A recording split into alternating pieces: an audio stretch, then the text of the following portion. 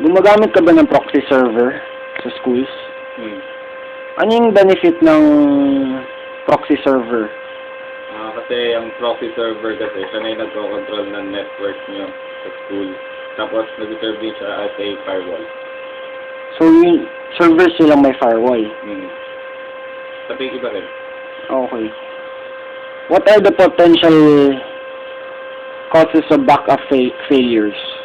Yung mga nag-error yung mga programs or faulty software rollout, tapos yung driving setting conflicts, nagkakagulo, tapos kumari yung mga estudyante nag-login, ang dami nila pinatype na password, tapos nalimutan nila or enter ng maling password sa virus.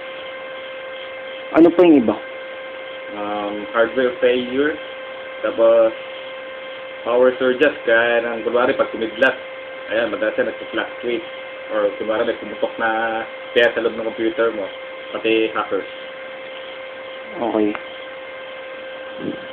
You want to connect your network to the internet, but our concerned users will download viruses. What can you do to protect your network? Ginagamit ko para sa mga viruses gaya ng antivirus software tulad ng Norton, mga ganun, something. Tapos proxy server updated yung firewall, pati yung HD backup hardware. Ano yung HD backup? Yan na yung yung gaya ng parang deep freeze o siya, nasa loob siya, hardware siya, hindi siya software. What are the problems you've encountered usually in your network?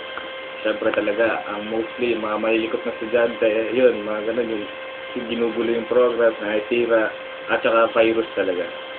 Okay, salamat.